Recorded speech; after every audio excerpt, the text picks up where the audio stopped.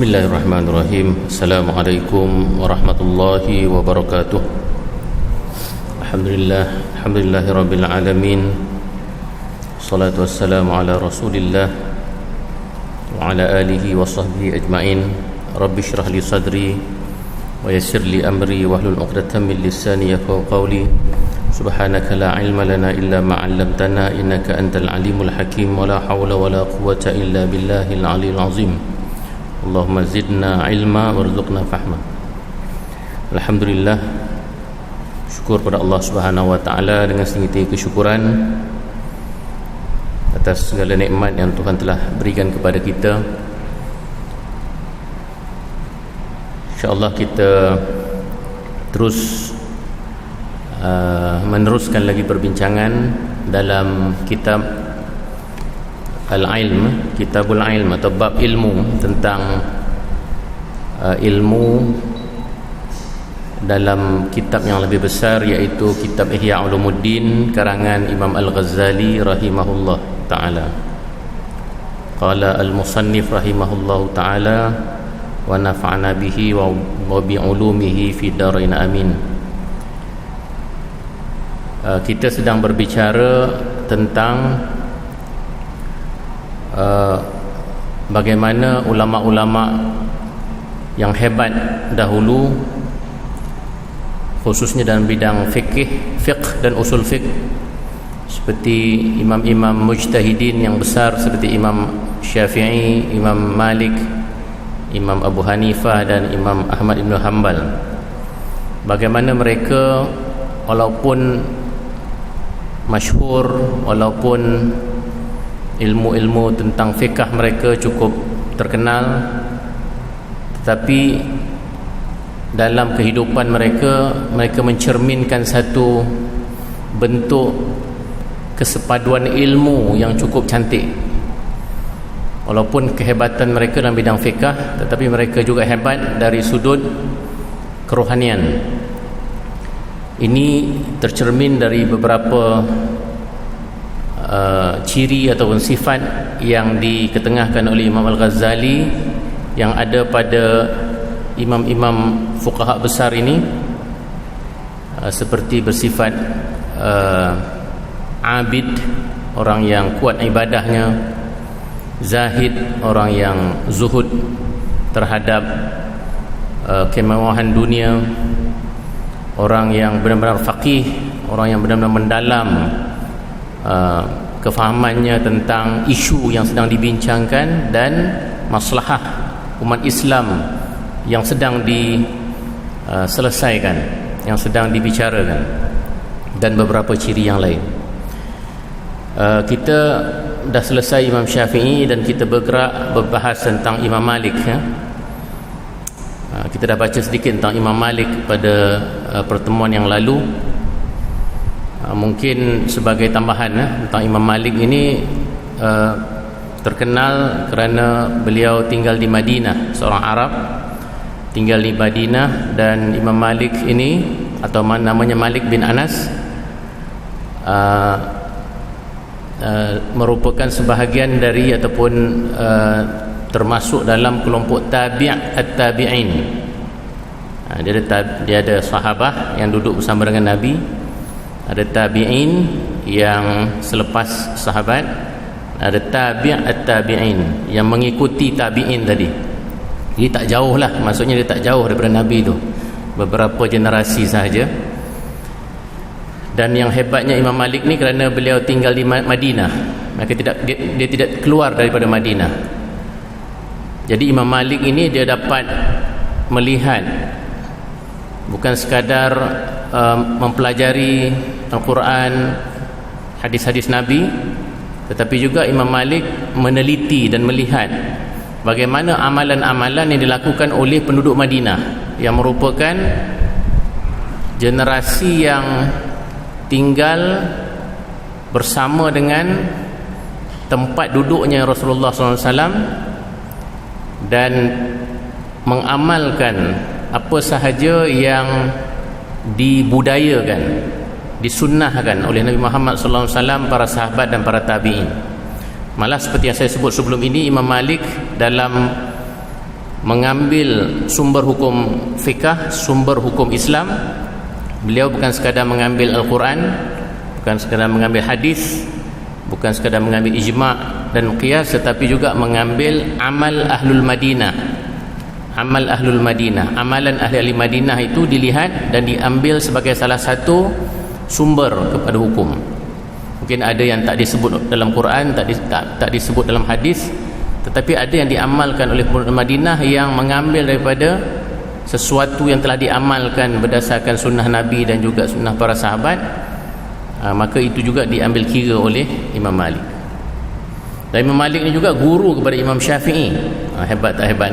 Imam Syafi'i itu dah besar dah, tapi Imam Malik ini pula guru kepada Imam Syafi'i. Dan hebatnya Imam Malik ini dalam mencintai Rasulullah sallallahu alaihi wasallam sampai ke tahap beliau tidak mahu menunggang kenderaan di bandar Madinah. Tak nak naik kuda, tak nak naik unta, sebab nak menghormati jasad Rasulullah SAW yang ditanam di sana. Terlalu hormat, terlalu sayang kepada Nabi sampai tak mau dia naik kenderaan di Madinah kerana menghormati Nabi yang berada di sana, yang ditanam di sana. Kita pergi Madinah pun sedap ya, naik bas, naik taksi, taklah naik kuda macam dulu. Tapi dah zaman Imam Malik tu kenderaannya adalah binatang lah, kuda, unta kan. Tapi beliau tak nak, mana jalan kaki sajalah atas dasar hormat. Ini hebatnya Imam Malik.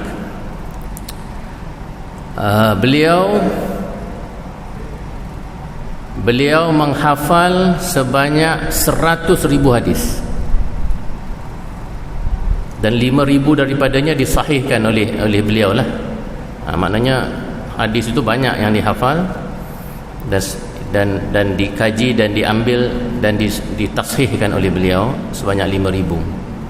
Dan 40 tahun Imam Malik ini mengumpul hadis sahaja. Dan dalam pertemuan yang lalu saya ceritakan macam mana orang datang minta hadis kat dia. Setiap kali orang datang minta hadis, dia kata tunggu dulu. Dia akan pergi mandi dulu, dia bersihkan diri dulu, dia sisir dia punya rambut dan janggut apa semua, pakaian cantik-cantik, berwangi-wangian, barulah dia duduk dan dia akan sebut hadis itu kepada orang yang bertanya. Itu satu lagi bentuk. Apabila ditanya kenapa engkau lakukan begini wahai Imam Malik, dia kata aku nak menghormati kalam Rasulullah sallallahu alaihi wasallam. Itu hebatnya Imam Malik. Sebab itu kata Imam Syafi'i, tidak ada kitab yang lebih hebat selepas Al-Quran melainkan Al-Muwatta yang ditulis oleh Imam Malik, yang merupakan himpunan hadis yang dikumpulkan oleh Imam Malik.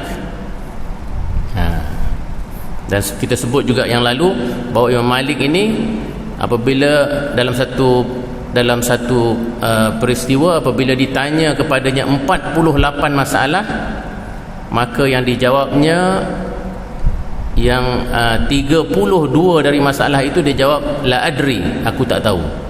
Ini Imam Malik yang dah cukup hebat, masih lagi tawadhu' dengan ilmu. Kalau dia tak pasti dia tak akan jawab. Banyak tu, 32 daripada 48. Baik, kita sambung perbicaraan tentang Imam Malik ini. Yang kita berhenti hari itu dah kisah Khalifah Abu Ja'far Al-Mansur, muka surat 117. Khalifah Abu Ja'far Al-Mansur ini melarang Imam Malik daripada meriwayatkan hadis mengenai talak dari orang yang dipaksakan. Jadi Khalifah Abu Ja'far Al-Mansur yang merupakan khalifah ketiga daripada khilafah Abbasiyah, dia larang Imam Malik ni daripada meriwayatkan hadis tentang talak orang yang dipaksakan. Kerana apa? Kerana dalam kisahnya itu khalifah ketika itu nak supaya orang taat kepada khalifah, dan kalau tidak taat maka akan tertalak. Maka Imam Malik macam ditekan oleh khalifah supaya jangan baca hadis yang kata talak yang dipaksa ni tak boleh. Tetapi Imam Malik tegas mengatakan bahawa tidak sah talak yang dipaksa ini. Dan risiko daripada dia menjawab itu, akhirnya dia dipukul, disebat oleh khalifah pada ketika itu, hingga dalam satu kisah riwayat mengatakan sampai hampir patah tulang belakangnya kerana mempertahankan amanah ilmu daripada hadis Rasulullah SAW. Kemudian Imam Malik berkata, tiadalah seseorang yang benar dalam perbicaraannya dan tidak berbohong, melainkan akal fikirannya mendapat hiasan dan tidak akan kena bencana dan fikiran-fikiran khurafat pada hari tuanya. Dalam bahasa Arab dia kata, makana rajulun sadiqan fi hadithihi la yakzib illa mata'a bi aqlihi walam yusibuhu ma'al harami afatun wala kharafun. Maknanya orang yang sentiasa bercakap benar, jujur dalam perbincangan, perbahasan, dia nanti satu, dia akan merasa nikmat dengan dia punya berfikir, pemikirannya. Dia tidak akan rasa dia tidak akan rasa ragu-ragu, dia tidak akan rasa keliru, dia akan senang, dia akan merasa nikmat dalam berfikir dan juga dalam berilmu. Ini hasil daripada orang yang bercakap benar, dan dia tidak akan terkena bencana bencana afat ma'al harami. Maknanya bila dah tua nanti dia tak nyanyuk, dia tidak akan lupa dan lain-lain lagi. Kita ni muda dah lupa kan? Tapi orang-orang yang hebat dalam amanah ilmu ini sampai ke tua pun dia akan kuat dari segi ingatannya. Dan saya dah lihat dah beberapa orang yang jenis macam ni, lagi dia berumur lagi hebat dia punya memory. Salah seorangnya guru saya lah, guru saya Profesor Syed Muhammad Naqib Al-Attas. Umur dia dah 95, tapi dia boleh ingat lagi nama-nama orang yang yang dia temui ketika dia muda, ketika dia belajar. Dia boleh sebut satu-satu nama. Dia tak reti internet, tapi bila dia sebut nama tu, kita yang dengar ni kita google lah nama tu, betul pula tu. Dia kata hakim ini namanya sekian-sekian, ini hakim tahun 50-an dulu, ataupun nama kawan-kawan yang dah jadi orang besar, ataupun nama orang yang dia jumpa, walaupun sekali jumpa dia ingat tu. Dia sebut nama, jadi kita tengok memang betul. Jadi itu kita kagum dengan orang, dan mungkin rahsia antaranya dia memang jujur dan amanah dengan ilmu. Dia tidak akan bercakap bohong. Dan sebenarnya memang ada, saya pernah bila mengisi radio, saya pernah lah baca sikit ni. Dia kata memang ada satu kajian rupanya yang dibuat oleh dia panggil The Science of Honesty Project. Ini bukan orang Islam buat ni, yang dilakukan oleh Dr. Anita Kelly dan Li Juan Wang. Ini saya tak pasti universiti mana, tapi dia menganalisa 72 orang yang berumur sekitar 40 tahun selama 5 minggu, dan didapati bahawa orang yang berbohong akan lebih tidak sihat 7 kali ganda berbanding orang yang jujur. Dia buat dia punya research dia kan. Ni psikologis lah ni, ataupun psikiatris ke ataupun psikologis. Dia kumpulkan 72 orang umur sekitar 40 tahun selama 5 minggu. Dia duduk bersama tu, mungkin ada sesi perbincangan.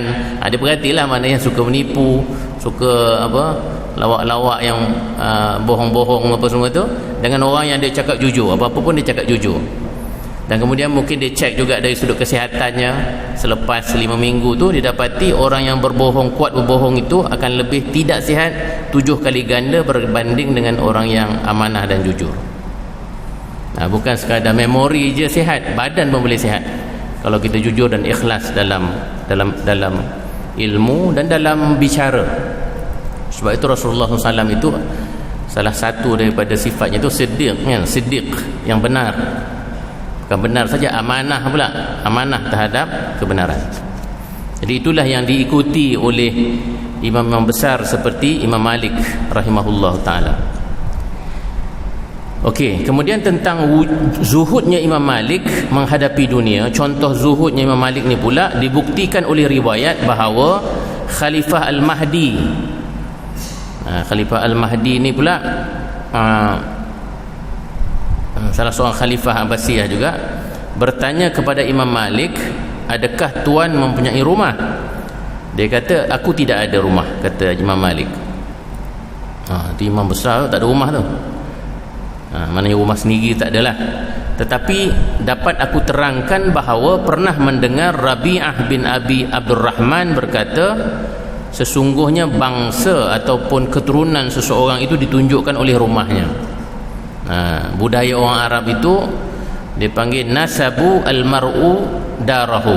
Nasab kepada seseorang itu adalah rumah dia. Nak tahu dia punya nasab, tengok rumah dia. Kan orang Arab ni dia berdasarkan kabilah.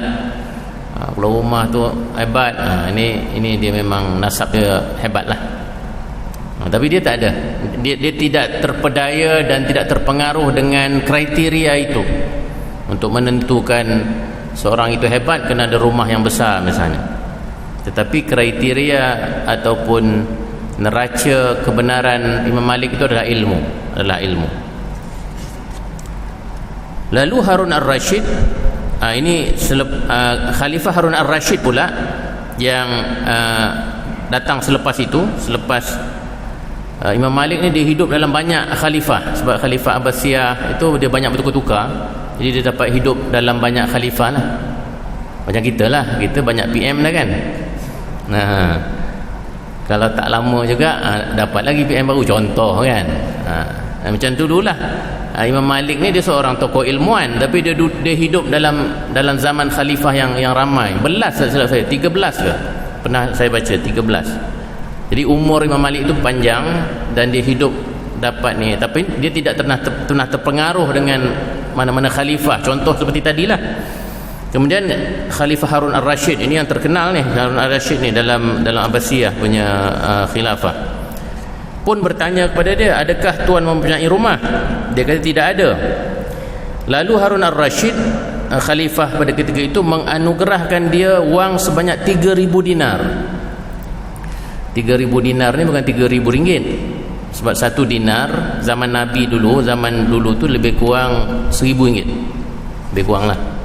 Jadi 3,000 dinar ni 3 juta ringgit. Nilai dia 3 juta ringgit. Bukan sikit-sikit lah maknanya. Dan mengatakan kepada Imam Malik setelah Harun Ar-Rasyid bagi itu, dia kata belilah rumah dengan wang ini. Kan dia kata, bila dia tahu Imam Malik tak ada rumah, dia bagi duit. Imam Malik mengambil duit itu, wang itu, tetapi tidak dibelinya rumah. Ketika Harun Ar-Rasyid ingin menjadi bertambah terkenal, bertambah masyhur, lalu dia mengatakan kepada Imam Malik, sayugialah tuan pergi bersama kami, bersama dengan dialah, bersama dengan Harun Ar-Rasyid, kerana aku bercita-cita membawa perhatian manusia kepada kitab Al-Muwatta, kitab yang ditulis oleh Imam Malik, sebagaimana Khalifah Osman radhiyallahu anhu membawa perhatian manusia kepada Al-Quran. Jadi kata Harun Ar-Rasyid, kau ikut akulah, kata. Ikut aku akan pergi ke mana-mana, aku akan paksakan kitab engkau ni dibaca, diikuti dan dijadikan panduan di semua tempat yang kita pergi. Hebatlah kan, maknanya kitab Muwatta tu memang kitab yang hebat. Sebab Imam Syafi'i tadi dah mengatakan selepas Al-Quran kitab Muwatta itu yang hebat. Jadi itu satu offer, satu tawaran yang cukup hebat lah daripada seorang khalifah yang hebat kepada Imam Malik, supaya apa yang dia tulis, yang dia sendiri tulis itu, yang dia karang, yang dia kumpulkan hadis-hadis dan tu, akan diikuti oleh orang. Kalau ikutkan benda tu okey lah kan. Kalau kita belum habis cakap dah yes lah kan? Belum habis orang offer lagi dah baik, boleh kan. Dan Harun Ar-Rasyid kata, aku akan buat kitab engkau ni sama seperti ketika Sayyidina Osman macam membakukan Al-Quran kan. Rasam Osmani yang kita duk baca ni, itu Sayyidina Osman yang lain-lain punya naskah tu dimusnahkan, disatukan. Bukanlah Sayyidina Osman buat baru, tapi dikumpulkan yang sahih itu sahaja, yang dibakukan, yang disatukan, dan itulah yang digunakan sampai hari ini kita guna Rasam Osmani. Jadi Khalifah Harun Ar-Rashid nak kata, aku akan buat Muwatta macam mana Osman buat, Sayyidina Osman buat Al-Quran. Tapi apa jawab Imam Malik? Dia kata, ada pun membawa manusia kepada Al-Muwatta, nak suruh orang baca ikut kitab Muwatta itu, maka tiada jalan kepadanya, aku tak nak. Dia kata, aku tak nak, aku tak setuju. Kerana apa? Kerana para sahabat Rasulullah SAW sudah tersebar di segenap negeri sesudah wafatnya Rasulullah SAW. Tak payah, dia kata, kerana sahabat-sahabat Rasulullah dah bertebaran di seluruh alam dan juga di seluruh daerah, maknanya hadis-hadis dah tersebar dah. Tak payah bawa Muwatta aku pun, dia orang dah tahu dah hadis Rasulullah SAW. Itu tawaduknya Imam Malik. Lalu mereka memperkatakan hadis, maka pada tiap-tiap penduduk negeri itu ada ilmunya. Maknanya mereka sudah ada dah, ulama mereka dah mengajarkan mereka. Jadi tak payahlah nak bawa aku punya kitab ni supaya dipaksakan pula supaya dia orang ikut aku punya tulisan. Dan Nabi pernah bersabda, ikhtilafu ummati rahmah, sesungguhnya perbezaan pandangan dalam kalangan umat aku ini adalah satu rahmat. Sebab Imam Malik ni kan dia ada dia punya kaedah dan pendekatan yang sendiri dalam istinbat hukum. Dia pakai amal Ahlul Madinah, tapi dia tahu di tempat yang lain mungkin kaedahnya berbeza, mazhabnya berbeza, mungkin guna Imam Syafi'i punya cara misalnya. Dan dia sebut bahawa khilaf itu tak apa, itu khilaf itu atas dasar ilmu lah. Khilaf atas dasar ilmu itu membawa rahmat. Kan, kalau ada perbezaan pun memudahkan orang sana, memudahkan orang kat sini, sebab kadang-kadang kaedah itu sesuai dengan dia punya daerah, dia punya geografi. Fiqh Melayu dengan fiqh Arab tu walaupun asasnya sama, tapi ada juga yang sedikit berbeza. Melihat kepada manhaj yang digunakan, kan, budaya yang ada pada tu. Budaya ni pun main peranan dalam hukum lah. Sebab itu ada kaedah dipanggil al-adah muhakkamah. Adat itu juga boleh jadi hukum. Tapi adat yang tidak bertentangan dengan ni lah, tidak bertentangan dengan Quran dan hadis, tapi mungkin dah menjadi budaya satu tempat, itu boleh jadi sebahagian daripada hukum. Maknanya boleh ditetapkan sebagai satu benda yang diikuti, yang perlu diikuti. Orang Melayu kita kan, antara kita punya budaya apa? Gotong royong.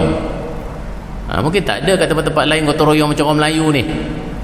Semua sekarang mungkin dah tak berapa sangat. Dulu kenduri kita mana ada, tuan rumah tu tak banyak keluar duit pun, semuanya dibantu kan. Sekarang nak kahwin anak mahun kena 40-50 ribu kan, nak sewa dewan lah, catering dan lain-lain. Tapi itu budaya yang baik, sepatutnya boleh dijadikan budaya yang dilaksanakan sebagai satu syariah, sebagai satu sunnah yang baik. Kemudian kata Imam Malik lagi, dia kata ada pun keluar bersama tuan. Tadi bab yang bawa kitab itu disebarkan, itu dia kata aku tak setuju. Ada pun keluar bersama dengan khalifah pergi ikut kata-kata itu pun aku tak nak juga, dia kata. Kan, aku tak nak juga. Tiada jalan kepadanya. Kerana dia kata Nabi pernah bersabda, al-Madinatu khairul lahum law kanu ya'lamun. Bandar Madinah ini lebih baik dari kepada mereka kalau mereka benar-benar mengetahui. Fadilat Madinah ni lah dibacakan kepada khalifah. Di mana aku tak nak keluar daripada Madinah ni, kata Imam Malik. Aku nak kekal di sini. Dan Nabi bersabda lagi, al-Madinatu tanfi khabathaha kama yanfil kiru khabasal hadid.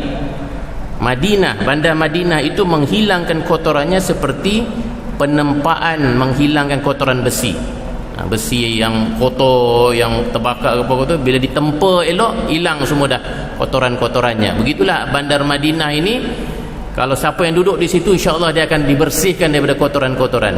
kerana apa, tempat ini tempat Rasulullah sallallahu alaihi wasallam, dan amalan-amalan yang dilakukan di Madinah itu merupakan amalan yang baik. Ini zaman Imam Malik dululah.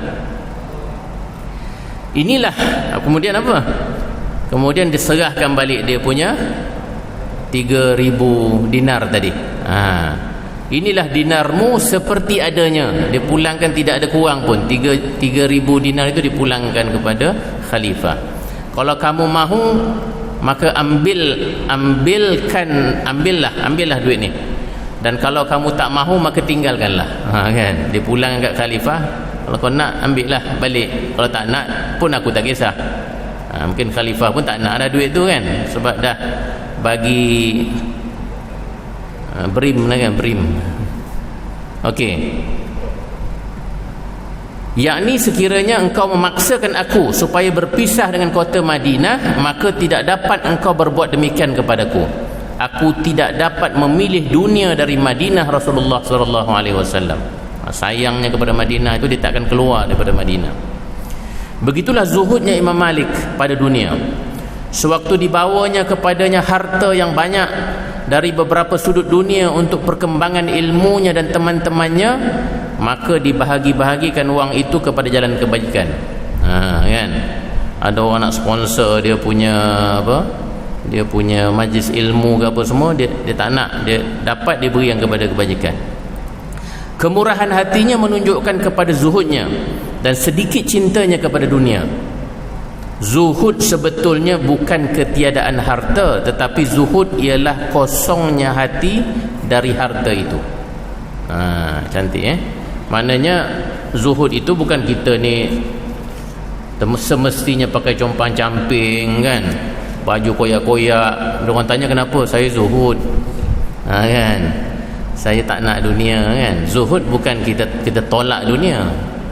Zuhud ialah hati kita itu tidak pernah terikat kepada dunia. Boleh saja kita kumpulkan harta yang banyak. Bila harta banyak ni baru boleh bersedekah kan, baru boleh zakat banyak. Zakat ni dapat membantu banyak orang-orang fakir, miskin, dan juga banyak benda-benda yang baik dalam umat, dalam masyarakat Islam. Tetapi zuhud itu adalah harta yang kita ada tu, bila-bila masa kalau dia berpisah kita tak rasa apa-apa. Sebagaimana kita tak rasa apa-apa, kita kumpulkannya kan. Kumpul tu pun bukan dasar kerana kita tamak dan nak harta tu. Mungkin kita nak banyak bersedekah, kita nak infak kepada keluarga kita, itu tanggungjawab tu, nafkah yang penuh. Jadi kita kena cari harta banyak pun tak apa, dengan cara halal lah. Tetapi kalau kita terpisah, dipisahkan dengan harta, kita tak akan rasa apa-apa. Itu zuhud. Itu zuhud. Tapi kalau orang nak pakai simple-simple tu, janganlah marah pula kan, biarlah, tak ada masalah juga kan. Mungkin dia nak disiplinkan diri dia. Kalau dia pakai cantik-cantik kan, orang puji apa semua, dia riak pula. Tapi jangan sampai koyak-koyak kan. Taman Tun ni lagilah, takkan nak pakai macam tu kan. Paling kurang yang okey lah kan. Tetapi kita tidak ada masalah. Bukan kerana itu isunya. Isu zuhud itu adalah hati kita dengan harta macam mana. Kalau hati kita ni sentiasa tiap-tiap hari memikirkan harta, nakkan itu, nakkan ini, kerana syahwat kita dan keinginan, itu masalah. Tetapi kalau kita mengumpul harta kerana kita ada tujuan-tujuan murni, kita ada, dan ini ibadah juga, mencari duit dan harta, bekerja ini juga satu ibadah. Itu konsep zuhud. Nabi Sulaiman pun salah seorang yang zuhud dalam pemerintahannya. Ni komen Imam Al-Ghazali lah. Yang tadi tentang zuhud tadi pun Imam Ghazali yang cakap selepas menceritakan tentang kisah Imam Malik. Dibuktikan juga betapa hinanya pandangan Imam Malik kepada dunia, betapa dia tidak terikat dengan dunia ini, oleh satu riwayat dari Imam Syafi'i. Imam Syafi'i, anak murid pada Imam Malik itu, pernah bercerita juga bahawa Imam Syafi'i menerangkan, aku melihat pada pintu tempat tinggal Imam Malik ada seekor kuda Khurasan, kuda Parsi. Kuda Parsi ni hebatlah. Macam kita kapet Parsi lah kan. Kalau kapet Persian tu memang halus apa semua. Dulu kuda lah kot. kuda Parsi ni memang mahal lah. Dan Imam Syafi'i kata dia ternampak seekor kuda Khurasan ini di luar pintu tempat tinggal Imam Malik, namanya Misr. Aku belum pernah melihat kuda secantik itu, kata Imam Syafi'i. Lalu aku mengatakan kepadanya, alangkah cantiknya kuda ini. Terus Imam Malik kata, kuda ini adalah hadiahku kepadamu wahai Abu Abdullah, wahai ayah Abdullah. Terus kuda tu dia punya, tak tahulah siapa bagi ke apa semua, tapi Imam Syafi'i datang puji aja. Kita ya kalau puji tu macam ada makna kan, oh cantik tu kan, kokot dia boleh bagi kita. Imam Syafi'i ikhlas memuji. Imam Malik juga ikhlas, kata ini untuk engkau. Terus dia, ini untuk engkau. Padahal ini merupakan kuda yang terbaik, kuda yang tercantik, dan bukan kuda lokal. Kalau kereta tu bukan Proton lah kan, mungkin Lamborghini ke kat luar rumah. Tiba-tiba orang datang puji Lamborghini kita, Porsche kita kat depan, berani tak kita kata ini anta punya? Ambil kunci terus jalan kan. Minta maaf lah kan. Usik pun kadang-kadang kita dah jangan usik tu, kan cala nanti. Imam Malik terus beri kuda Khurasannya ke Imam Syafi'i hanya kerana Imam Syafi'i memuji. Ini zuhud, ini real zuhud. Kalau kita nak berzuhud macam itulah, cubalah bagi kereta kita ke apa semua dekat orang yang memujinya. Atau benda lain lah, kereta tak sanggup kot, benda-benda lain lah. Ada satu kisah kan yang saya pun pernah cerita. Seorang anak murid tu dia tengah mendengar kuliah gurunya tentang zuhud, tasawuf lah, tentang tasawuf. Lepas tu tiba-tiba gurunya itu memakai selendang yang begitu mahal.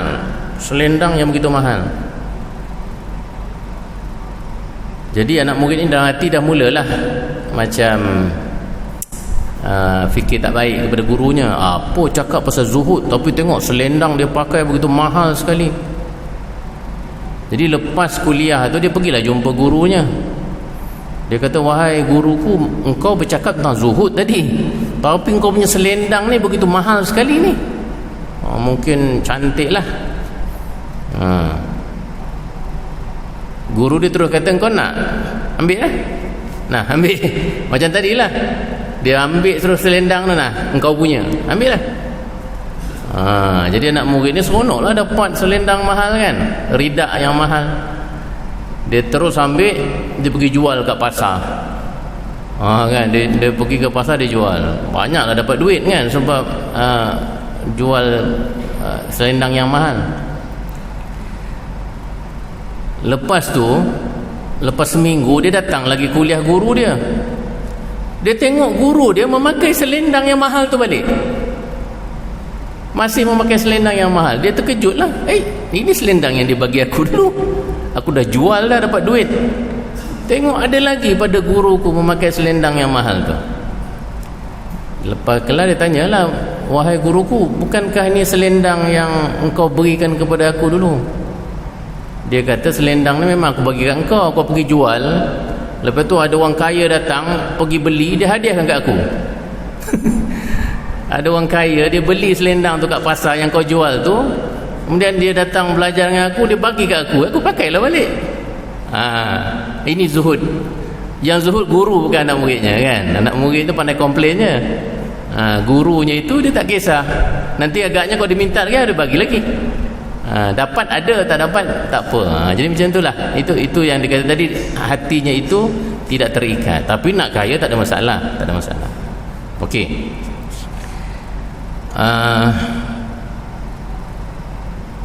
Maka aku menjawab, tak habis lagi cerita kuda ni.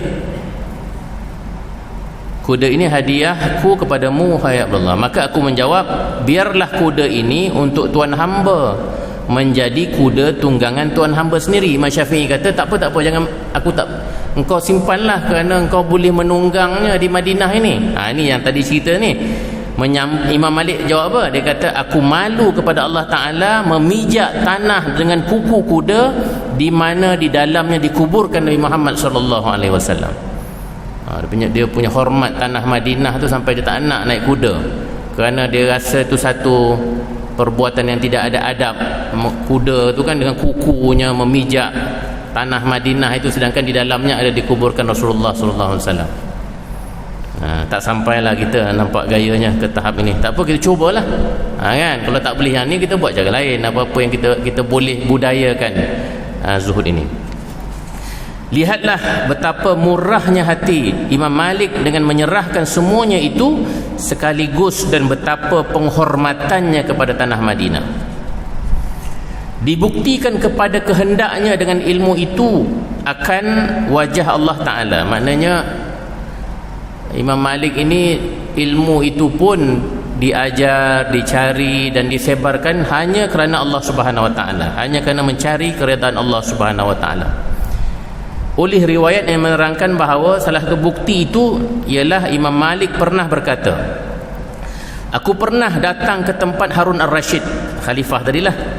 Lalu berkata Harun Ar-Rashid kepadaku, wahai ayah Abdullah, sayugialah Tuan selalu datang kepada kami sehingga anak-anak kita mendengar kitab Al-Muwatta.